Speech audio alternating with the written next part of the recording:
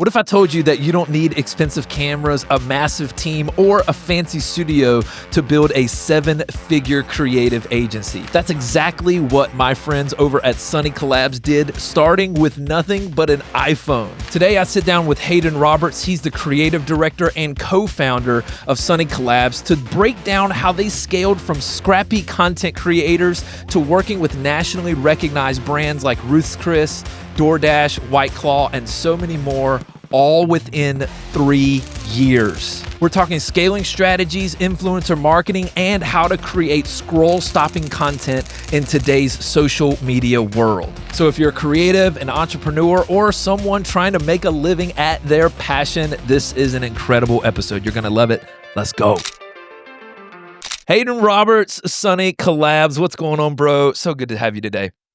Yeah, man, I'm so happy we got to do this. Congrats on the show and just jumping in. I'm glad I get to be one of the first few guests, and you get to we call each other friend and get to do this together. So, being able to be one of the guinea pigs figuring this thing out with you, but really, really excited and honored to be here. Love it, man. So creative director, Sunny Collabs, what a crazy story. We've known each other for years, and now we've both found ourselves in the marketing space and kind of different spheres a little bit, but what a crazy journey of Sunny Collabs. Just a little bit of context, 7-figure creative agency now, and working with some of the biggest brands, not just in Tampa, but also nationally. Everybody from DoorDash to White Claws, International Plaza to Ruth Chris. I mean, the list goes on.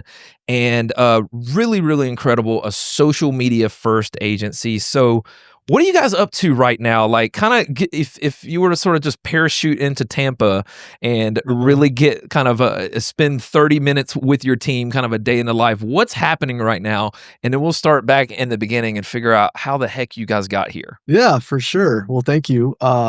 Yeah, I mean, if you were to parachute into Tampa right now and get to see Sunny Collabs on a week in, week out basis, it would be, 10 to 15 content shoots a week where we're doing 2 to 3 hours of content for different brands all across Tampa and beyond, photography, videography, short form video on iPhone.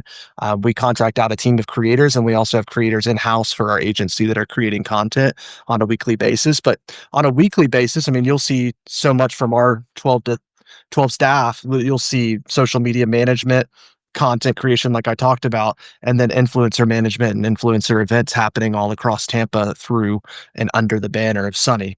And so that's been going on for, we were just talking about it, I mean, 4 years now, which is absolutely crazy, and or at least coming up on it. And I think it's so important on talks like this for me to take a moment and breathe and look back at what we've done. Absolutely. Is really, really crazy. Because on a week to week basis, we can get caught with just our head down and focused and not look up and be like, man, this is pretty cool what we get to do and the brands we get to work for and create really cool stuff with. 100%. I mean, just being able to slow down just for a second and realize wow, how in the world did we get here? And that really is what it looks like to make it, right? Whenever you're just, like you said, you're in the daily grind, and then you pick your head up 4 years later and you're like, oh, this is working. Like people are feeding their families with this. We're making an impact locally, nationally, and all this. And here's the crazy part about Sunny Collabs, everybody. It all started with an iPhone. So your co-founder, Kayla, starts this agency, right, with her iPhone. How in the world? That is such an inspirational story. And you came in shortly afterward, but I'd love for you to give Kayla some love too, because what a special thing you guys have all built together, and what a team. I've been able to interact with some of your team as well. What a fun brand. And we'll talk a little bit about kind of the cultural implications of how you guys have kind of carved out your niche there in Tampa. But 7-figure agency starts with an iPhone. How in the world? How did?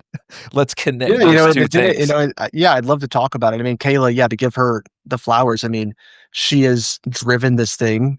She's our founder and started this thing back in 2021. We were friends before that. I'd known Kayla for a couple years prior to starting Sunny, just acquaintances. And I had left being a youth pastor actually for 8 years and worked in the church ministry space, came to Tampa, where I grew up during COVID. So I I think a lot of people had like life shifts during that season. Sure. In 2020, moved here and was working with a lot of different nonprofits and churches and just helping come alongside them to help kind of in this creative space and helping with their youth ministry staff and working with young leaders. And she saw some of the work I was doing on that side of things and asked if I would come and help her on this venture that she was jumping into for the past few months, and really came in with no expectations, a nice little like side hustle for both of us. So what And what were some of the things she was doing at that point when you so at jumped in that in point, I mean, 2021? I believe Kayla had maybe 3 or 4 clients that were all local here to Tampa, local small businesses that in the season of COVID, if I mean, it seems so far away yet like it was yesterday at the same time, like a really, really dark time for so many brands Yeah. and so many local businesses. So they were just And kinda trying anything that would work. she was really coming alongside all these businesses and using the skills she had acquired working in the fitness space. She helped launch Orange Theories across the country for years. And then she started a really, really popular gym here in Tampa called Camp, who's one of our clients now to this day. Yeah. And she was taking all the skills she had learned as a managing partner for Camp and for working with those businesses, and she was applying them to these local businesses, front of house management, setting up a point of sale system, Wow. marketing from guerrilla marketing, like just like setting up, like spreading the word, doing events. I mean, there was a ton that she was doing, and I came alongside her just to help do the same thing. We had a handful of brands that we were just doing everything for. It felt like, and it really wasn't laser focused in any way, shape, or form Right, until we because really she was started. just bringing her expertise to the table, Yeah. going, "Hey, any way that I can serve, I'm gonna use my business acumen," and then just kinda adding value to the whole marketing stack. And I came on and started doing the exact same thing with her. Right. And so we had these handful of brands here in Tampa that we were just doing all sorts of things for little to no money. We noticed that social media, when we got that right, we got so much right for the brand. And if we could get the digital presence of that brand right, uh, it was a win for the brand. And we realized we were getting pretty good at it when it came to managing the socials Mm. for these brands. And so we started to just offer that service when it came to social media management, offering that to brands. Yeah. And then as we were, that started just to grow locally as brands started to come on and be a part of our social media So portfolio. so when you say that, okay, we're getting good at it, like, what do you mean by that? Like, reach, like, analytics, engagement, like, what specifically were brands walking away from going, "Hey, we're really happy with what Sunny's doing for us here." I think, social media, it's changed, the landscape's changed so much over the past 4 years, but when you're kinda talking about a happy client, like, what were some of those things that you were delivering that you were going, "Hey, I think we're actually onto something here." There's probably a lot of things we could point to, but I think at the end of the day, every client ultimately just wants to know that you have it handled and they trusted us Yeah. because we cared about it at least a close percentage to them. Yeah. Like at the end of the day, that brand is their baby, especially for local business owners. For sure. They're trying to start something. It's coming out of a dark time like 2020 was for so many of these restaurants that we would call clients at that time. Mhm. They were needed someone who cared about it even a fraction as much as they did, and they could see that we did because we were trying to start something, so we cared about our work. Yeah. And so we came in with a plan. We came in, concerned for the things they were concerned for, and we tried to align what we were doing on social media with the goals and Yeah. objectives of the business. And so that was probably the biggest thing that I think at the end of the day we were good at Yes. was translating the passions and the hopes and dreams of the local business, digitally on social and Mhm. aligning those strategies together. So maybe speak to the young hustler, right? Somebody who's Yeah. really trying to start something, get it off of the ground, because that was really the groundwork of what was happening. Like you said, this started as a side hustle, and then one thing led to another, led to another. And what you're saying is that the credibility of it was based off of you're just delivering. People trust you to deliver good work. I mean, what advice would you give to maybe that kind of young and aspiring entrepreneur, whether they're in the marketing space or not, to win people over, happy clients, whatever that looks like? I think hustle goes a long way.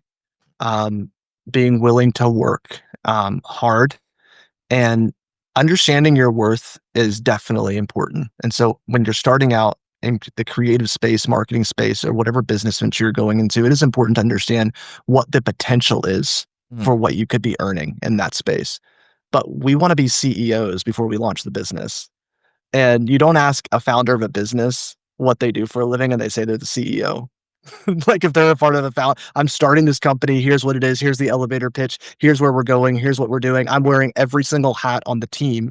They don't say I'm the CEO of blah, blah, blah. Yeah. We're talking about I'm starting this thing and I want you to know everything about it.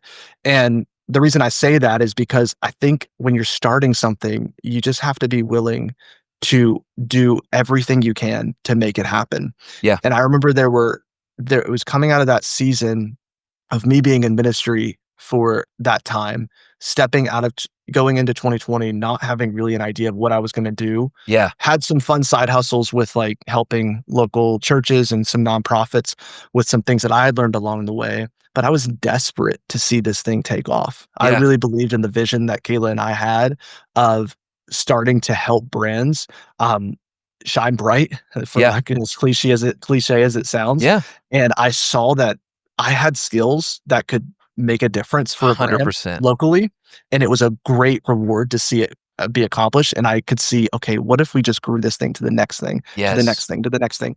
And so, like, being I think for any to answer your question, if there's a young leader who's starting something, Yeah. be willing to get your hands dirty and get to work and Yes. like make it happen and not counting the saying like counting the eggs before they hatch. It's like you're so focused on I'm only going to charge this, I'm only going to do this work. We don't do this, we don't do that. There was just so much that we did honestly when we first started Sunny that we did close to nothing. I made very little money. Kayla made very little money Yeah. from the beginning of us starting Sunny, and it was really the goal was growth and how do we get this thing off the ground and get exposure of our brand to That the area. that is such an important tension that you're talking about there because I've seen that be true of young leaders a lot of times, and then even for myself, it's like early on, you're like you said, some of those early clients, you might be doing free work, you might be doing stuff for the portfolio pricing, and sometimes it can be really easy to get a little too sacred, a little too bougie, right? Little too big right off the start because you go, well, I know my worth, and absolutely you should have confidence, right? You should have confidence about what you can deliver, but it's that tension between knowing your worth, but then also knowing, hey, when you're trying to get started, it's like the most effort that goes into getting an airplane off the ground is during takeoff. The rest of it is soaring, right? You see a bird, right, trying to like lift, there's a lift, you talk about like a creative lift. The most effort comes into getting off the ground so that when you are 4 years into it, like you guys are now, I'm sure a lot of it feels like there's a flywheel. And yes, it's a lot of hard work and there's things happening and you're scaling, but the effort is early on. I mean, is that fair to say? It's Yeah. that balance Yeah, between and I knowing love your that you worth. said Yeah. yeah, 100%. I love that you said the airplane analogy because for the first few years of Sunny, I constantly was telling our staff, "Hey, we're building this thing in the air."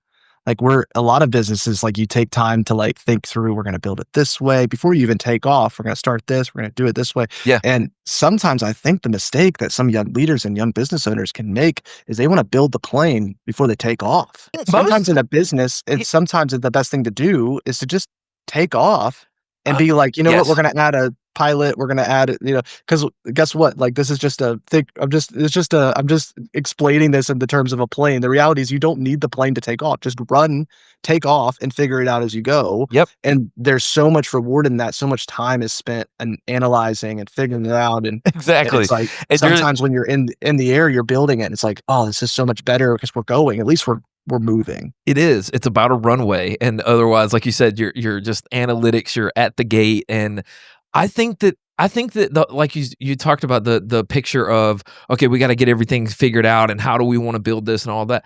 I actually think that that's a myth. I actually think most successful businesses are built the way you're talking about building the plane as it's flying it.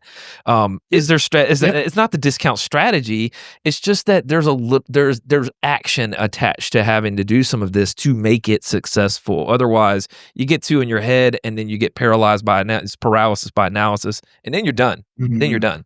So, Yeah, I mean, I think there's definitely strategy. I think though sometimes like the hardest part is just to start moving. yes. And we didn't have bones to this. I mean, like I said, I even think it's funny when I'm describing Sunny in the early days. We were just coming alongside businesses and doing whatever they needed. I'm sure at the time we were more specified and like when in our language, I just can't remember it. All I remember is what we did. We just did so much for brands.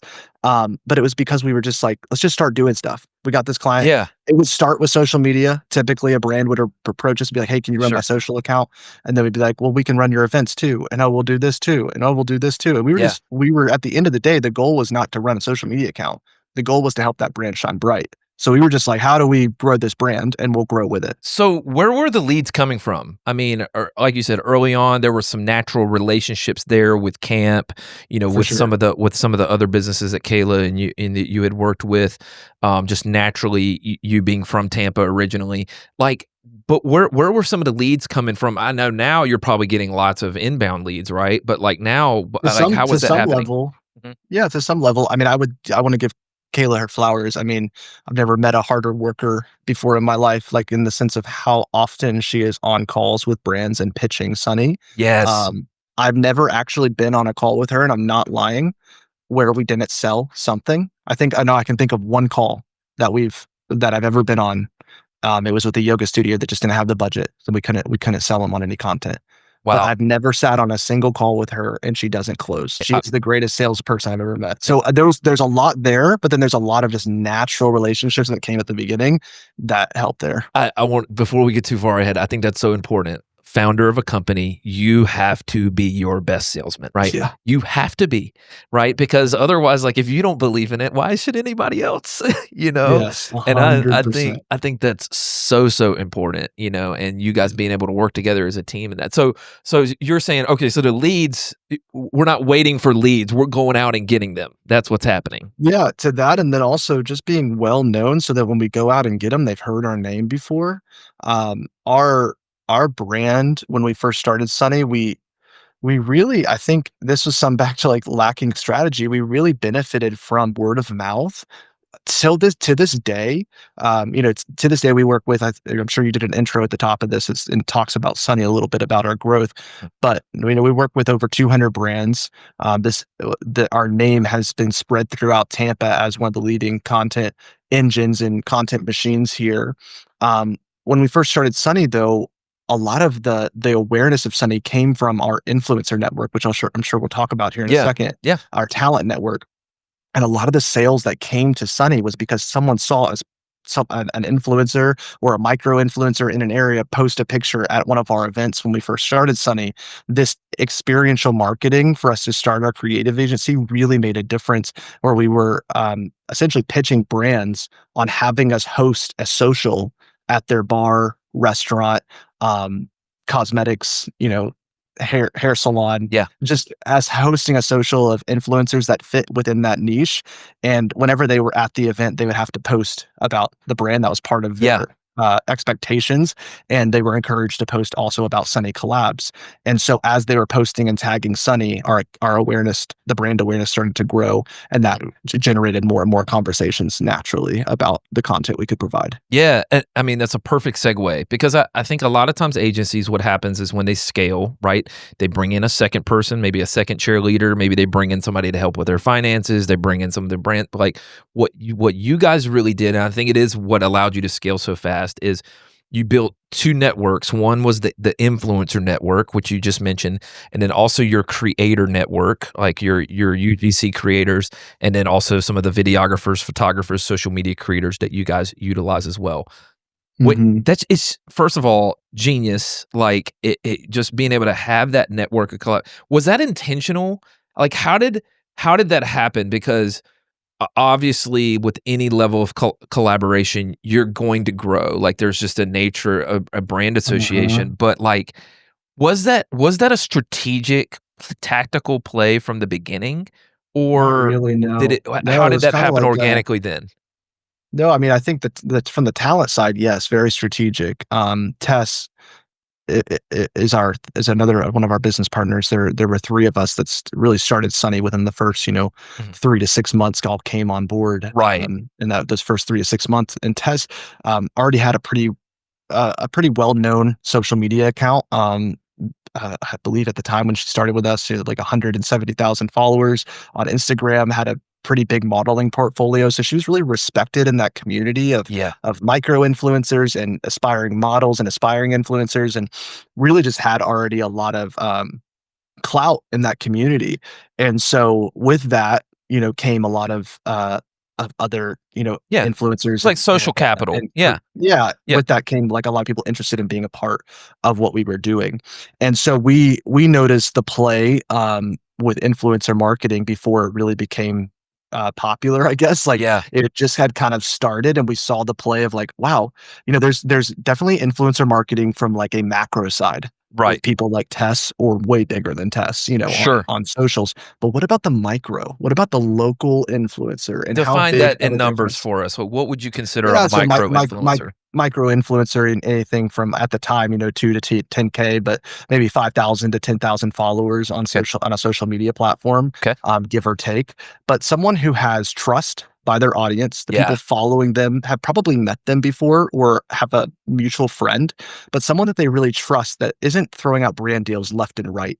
But whenever they Yeah. are talking about a brand, it's someone that's like, oh, I really want to try that because so and so tried that. Okay, so like let's kind of make this really approachable. Maybe this is a new concept for someone. Maybe there's a business owner, like maybe they own a restaurant, something like that, in maybe a mid-sized city, whether it's something like Tampa or even a little smaller, right? And this is the kind of typically when they think of influencer, they're thinking celebrity status. But the Yeah. power of a micro influencer is that many of the people who are following them are local, right? So like Mhm. what's the power for a brand working with a micro influencer as part of kind of their marketing stack? I mean, walk us through maybe even a sales call. So let's say that I own like a local boutique, whether it's a hair salon, whether it's a local restaurant that's got some cachet. Things are happening.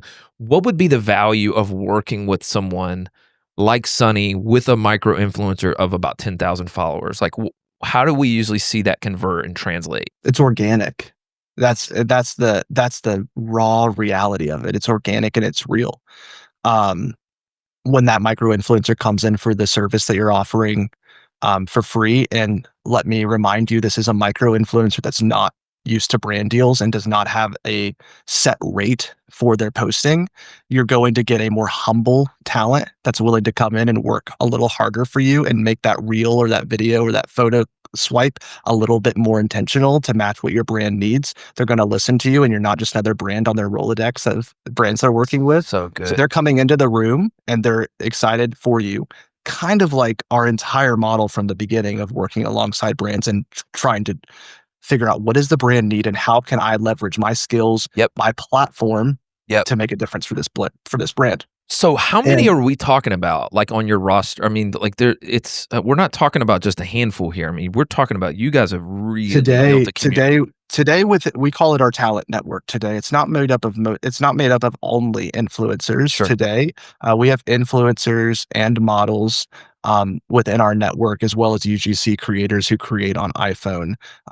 That network currently is over 2,000 here in Florida, Unbelievable. in the Wow. Tampa, St. Pete, Sarasota, down to Miami Yeah. areas. And that's Yes. helpful. It's helpful too for, like, if you're doing a website, you're doing a photo shoot, right? You need high quality photos or whatever. Like, a lot of times the employees and people who are in that business, they're busy making things happen. We don't really have time to set aside and do everything we need to get like high quality photos. And so basically, a business would be able to hire someone like Sunny to kind of mediate that, bring in some sharp, good looking people in Tampa. Somebody, come on, right? Yeah. He's like And people that he's are Don Draper experienced. with a suntan, everybody, all right? And so, We're looking so they for a bring Don them Draper in type. Yeah. and then basically broker that shoot all together, right? 100%. Yeah, A lot of times, if you're working with a creative agency or media company or a production company, you're typically going to work with them as well as a talent agency to find models for your shoot. sure. We are a one-stop shop in that sense that we can accomplish both for you. Yeah. And so from the content side and then as well as the model side, you don't have to go anywhere. And it's really nice when you get to work with just one person rather than a bunch of different people and you find yourself kind of the creative director trying to make it all happen. When you hired all these people to do the job in the first place, it's our job as an agency to mitigate all of that. And so we can bring all of those pieces together on set.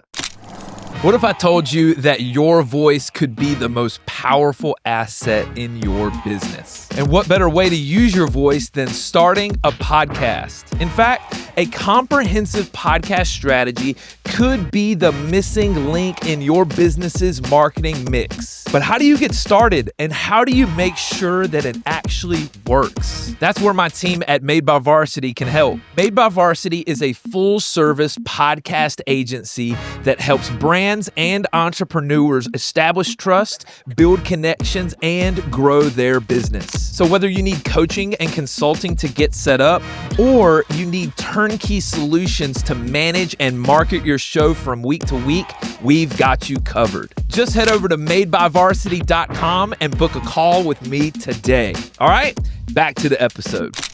So that's the talent side. Let's talk about the creator side. So you're talking about contracted videographers, contracted photographers, contracted social media creators, maybe a little different than a UGC creator, right? They're not so much leveraging the audience as much as they're leveraging their skill. What does building that community look like? Yeah. So from the talent side, we have what we talked about, all these campaigns that we're doing with brands and attaching talent to either be a model or to go in and be an influencer for that brand specifically and post to their own audience. But with the creator side, brands have come to us and asked for us to create content for them. And so we understand the scope of that project and we understand the needs from a creator side. And so we have a team of creators that we contract out for different projects that we've identified as being the best in the city, the best in the area that we're going to. Yeah. We also have an in-house team of videographers and photographers that are also on staff with us full time that we will schedule out to be on different shoots, Sure. Depending on the scope. And so that network is a little bit more focused on what we know we need to accomplish as a creative agency. Right. And the different skill sets from the videographers and photographers that we use. Yeah. But it is a pretty hefty bench of creators, and we like it that way. Yeah. We love the competition between the competitors or between the creators to compete to create the best pieces of content for brands, because typically if a brand loves that content, that creator is the one we are consistently contracting out. Yeah. But our job as an agency is to handle the creative lift for that brand. And so if we have to go in a different direction with a creator, we can still do that. And so making sure that creator has the smoothest and most enjoyable process working with us as an agency is really, really important. Yeah. Because they don't necessarily have to accept every single shift that we may book them or every single shoot that we may book them for. What are some of the skills, hard skills or soft skills, that a creator needs to really win with Sunny? Like, so say there's an independent videographer out there. There's an independent, photographer. They're looking to get more brand deals, that type of thing, get more contracts, clients, and they decide, man, I'd love to pitch myself to work with Sunny. Who are some of what do they need to have in place to be able to be at the top of your list when one of those brands calls? Biggest thing is just, I think the biggest thing is humility, like we talked about at the beginning with any business leader or any small business owner who's starting a company. Every creator who is doing this for a living is the CEO of their creative company. And so they have to be willing to say yes to things that maybe they wouldn't consistently say yes to, and do work that they maybe, would do for a much higher rate, typically understanding that the agency is handling a lot of the creative lift. Sure. Client comms, location sourcing, prop execution, and then consistent work is huge. And so understanding as a creator, like, hey, you're going to provide me consistent work on a week-to-week basis. I'll do that for that. I'll do it for that rate, and understanding like, hey, I'm willing to work with you guys so that we can continue making this, creative magic happen. Those are the things. But then also just an extensive portfolio. I think it's huge whenever we see a creator who has worked in fitness as well as food. If you can work on both sides of that, and then even working in the beauty space, the lifestyle space as a videographer, while also maybe even shooting product. These are all so different. Being willing to learn, and so sometimes accepting, hey, I usually do projects for this, but this is a space I'm unfamiliar with. I'd be open to dropping my rates to match what you guys need for that project. And so really just that flexibility and humility to be willing to make it work. We also operate a lot differently than the status quo of like production companies.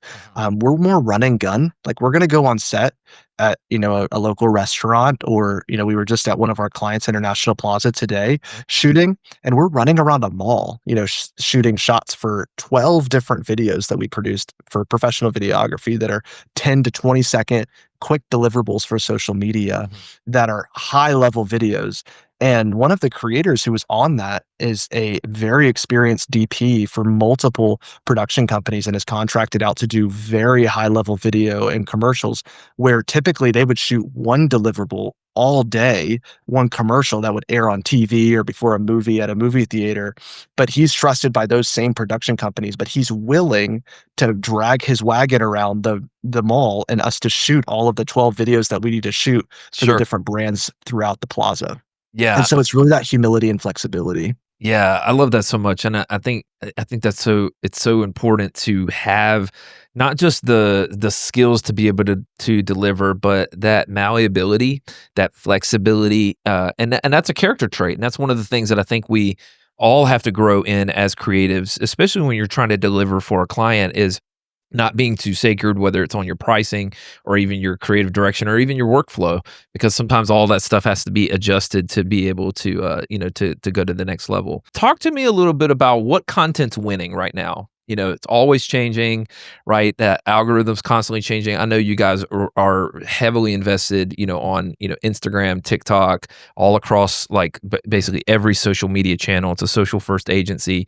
What are you seeing right now that's really, really working, and maybe help us crack the code a little bit, and maybe you can kind of speak to some, maybe even some specifics of what you've seen win and deliver in the past few months? So I'm still figuring this out, and Yeah, I think a lot of people within this space are trying to figure this out. sure. And for years on all of these platforms, we operated on very shallow algorithms. And so it was Yeah. very easy for someone to jump on a podcast like this and be like, here's your next thing to make your content go viral. And the reality is now, in the world that we live in 2025, the world is viral. The world is digital. It is saturated to the max. And the reality is the whole world is on these platforms now. What is going to win on these platforms is unpredictable. Like, what is going to happen, you cannot predict.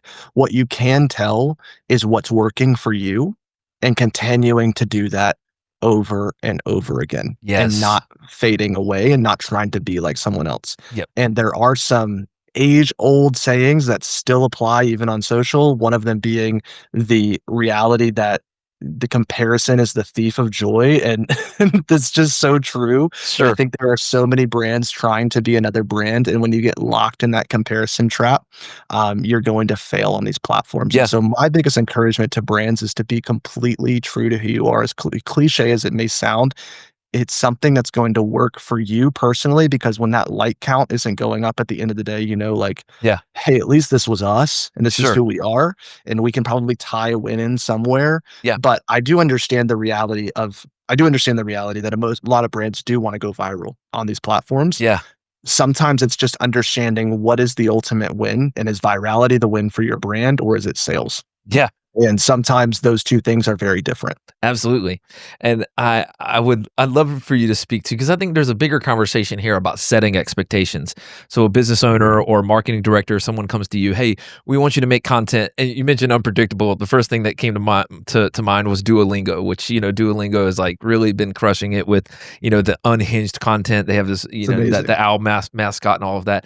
And I'm sure you've had brands ask you, "We want you to make us go viral like Duolingo. We need more of that energy, Sonny. Hey, Yeah. we need that Duolingo content."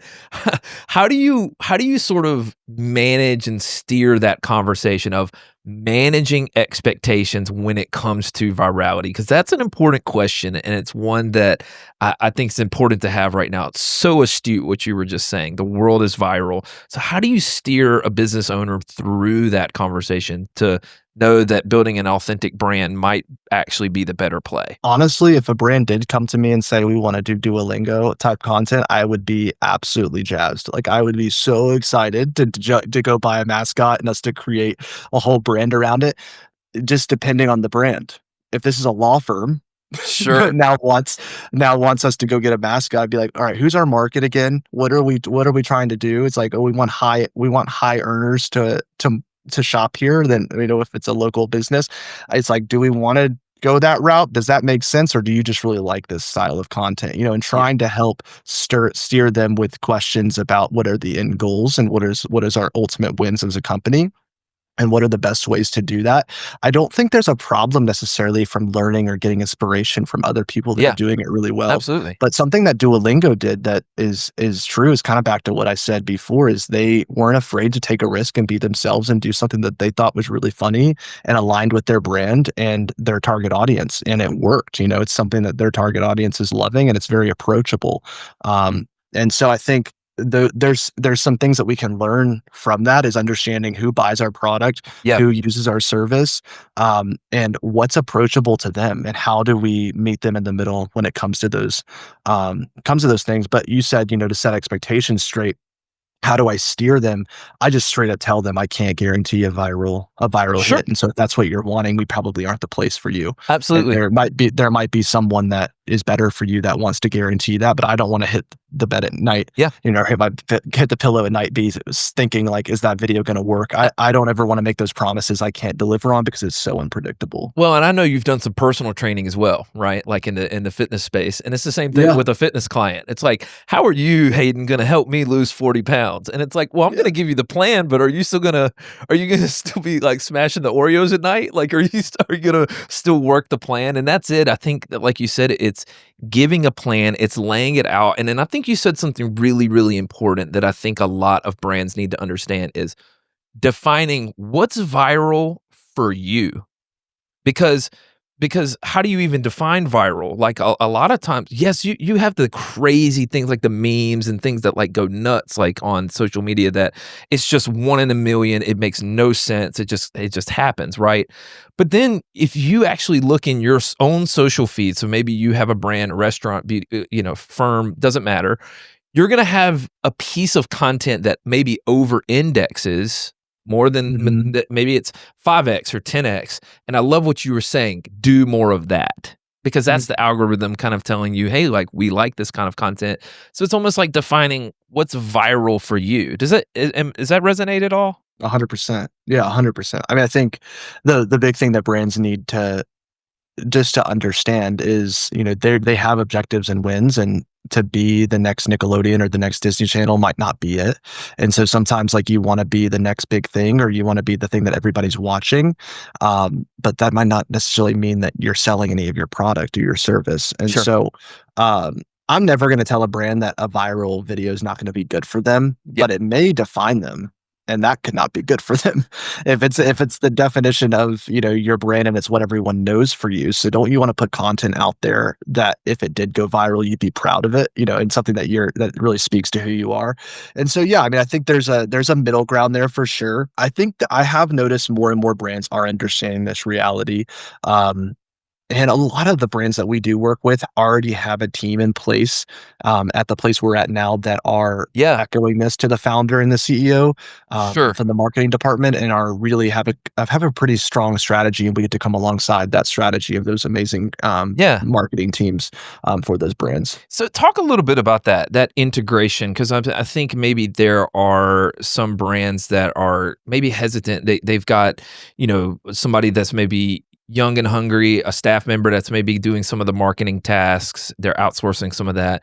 Maybe they're debating whether or not to bring in an agency. I mean, what would be the value of that?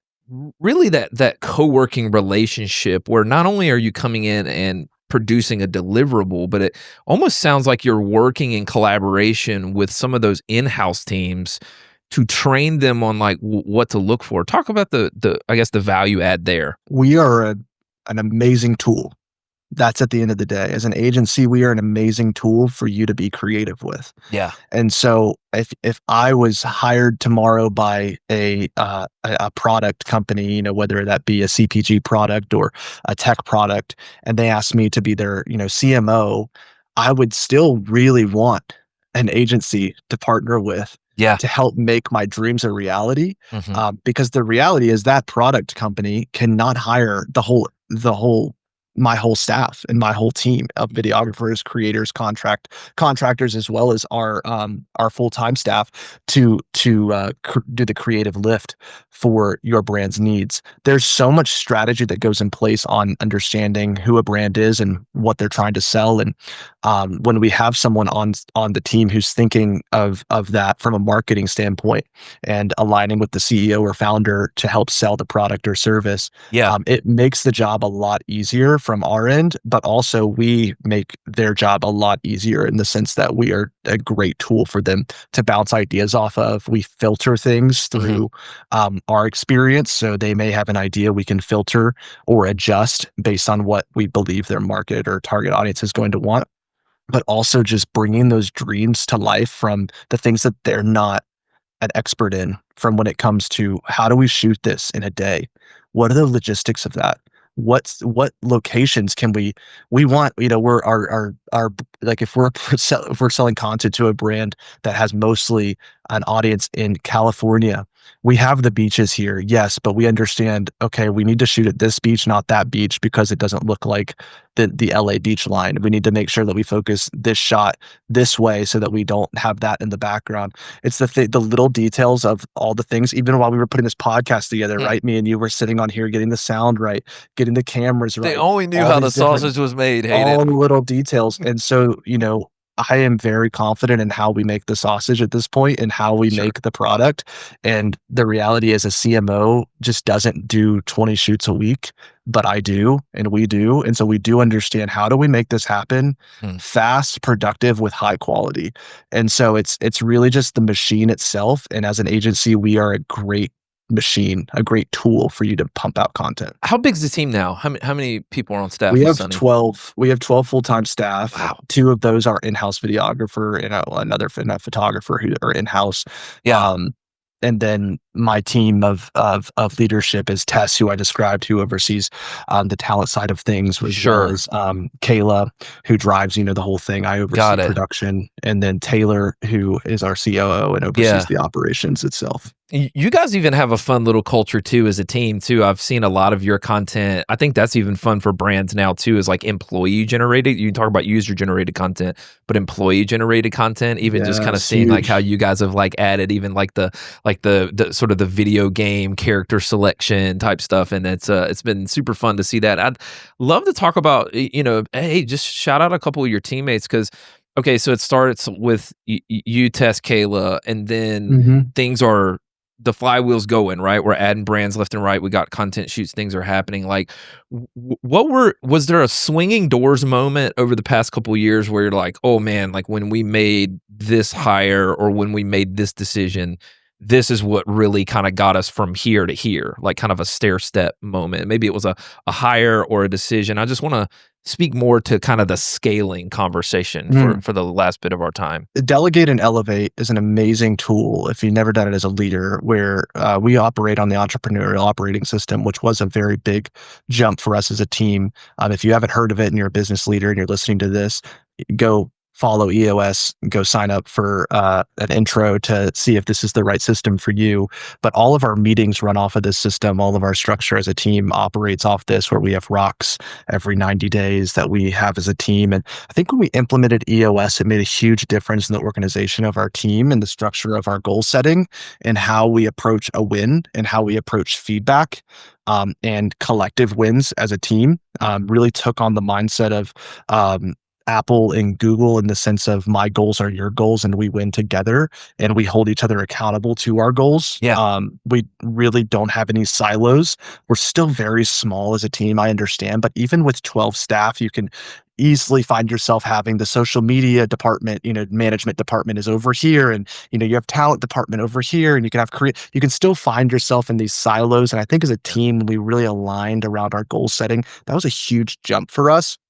But I'd say early on, I think the project management side of what we do, really, if we're getting the nitty-gritty, when I let go of that, which was a huge jump for me, was letting go of project management. It's just not what I'm the best at, and understanding that there's so many logistics that go into a shoot, and there were things that would get dropped because they were being held by me, and I Sure. just couldn't hold them anymore. Right. And I'll shout out Olivia, who's our senior project manager. This girl is an absolute stud when it comes to like anything when it comes to the organization of setting up a shoot. There's a pre-production process and there's a post-production process. Yeah. I oversee a large majority of the production and the post-production process and the creative that we deliver to the client. Yeah. Olivia and her team oversee the pre-production from the location sourcing, the prop The execution, checklists, everything. Oh the my booking God. of creators. She works alongside me and, understanding what my priorities are with the creators and Mm. understanding the tier system there. And she is able to book creators that I align with that I would book. And I used to originally handle all of that from the booking of the creator, the pre-production to the post-production. So there's a 4-week process from when you book a shoot to when you get, content delivered. It can be shorter than that depending on the scope and what we're trying to accomplish, but 2-week runway, 2-week post. And the 2-week runway side, when we let go of that and handed it to some competent employees that have just blown us away and their attention to detail, it's really made a difference. And a lot of that is like instilling values in those people. Olivia came straight out of college, so that's pretty crazy. Hired her right from USF and just continued to take on task after task and really make a difference. Yeah. She's been a huge addition to our team and really helps us move things forward. And honestly, like making those right hires and celebrating the right people, it helps everybody else kind of run in the same direction and understanding what's a win and what's not a win. Let's go. That's so dope, bro. What's next? What's next for Sunny? What you guys got cooking up? We have some really fun stuff that I can't talk about right now. Fair. But like I know that that's like a super like cop out answer, but there is some realities there's just this reality of like there's logistics still in play for some cool projects that we're about to launch. Not just from the creative side, but some new ventures. So I'm really, really excited to share those. So please, like, if you're listening to this, follow us on social, follow me. You'll see all of it there. Some really, really cool stuff that I'm excited for us to launch. And you guys work beyond Tampa too, right? You guys travel. You guys can come in. We travel, and we do have a network of creators located across the country. So if we needed someone in another country, we also have already the right understanding of what it's going to take in that area. If we talk on the phone in a discovery call and we feel that one of our creators here locally would be the best for the job and we wouldn't feel comfortable doing it otherwise, we'll make that very clear and we travel. That's very normal from Oklahoma to Arkansas to we've gone all over the Southeast and 100% up north. And so, all over the place. And if you have a product, we have studios here that we work with. So we just send the product to us and we can shoot in-house in studio or with our talent network here. I think that's so awesome. I mean, and you're right. I mean, culturally, just from city to city, I just moved from Tampa to Kansas City. That's where I'm located, is in KC. And I mean, just culturally, it's just so different, And so and I think you guys have such a great pulse on the Tampa culture, but you guys have such a sharp team that I know that you're going to be able to take some of that model and really learn the culture of another place. That's probably another podcast conversation for another day, about really kind of localized, like regional approaches to marketing. Because I think you guys have Tampa Bay on lock for sure. So if you're in Tampa Bay or if you're anywhere in the surrounding area, Sunny is the place. And so thank you. Shout out to Hayden, Kayla, the whole crew. I gotta come down, dude. I'm so tired of this cold weather. We gotta do some warm weather soon. You keep texting me. You're like, this is all never ending, dude. It It's 80 degrees today. Blizzard tomorrow. Oh wow. There's 80 degrees today. There's supposed to be a blizzard tomorrow. I don't even know what's happening. Like I'm living in the Dust Bowl over here. So anyway, I'm like grapes of wrath. So anyway, bro, I so appreciate you, Hayden. Thanks so much for jumping on the call today, man. And we'll chat soon. All right. Thank you so much. Appreciate it. Hey fam, thanks so much for joining us on Making Varsity. If you enjoyed this week's content, make sure to tap that subscribe button, share it with a friend, and turn on your notifications so you never miss an episode. For more resources, make sure to check out the description below and feel free to drop us a comment. I love you guys, and I'll see you next time.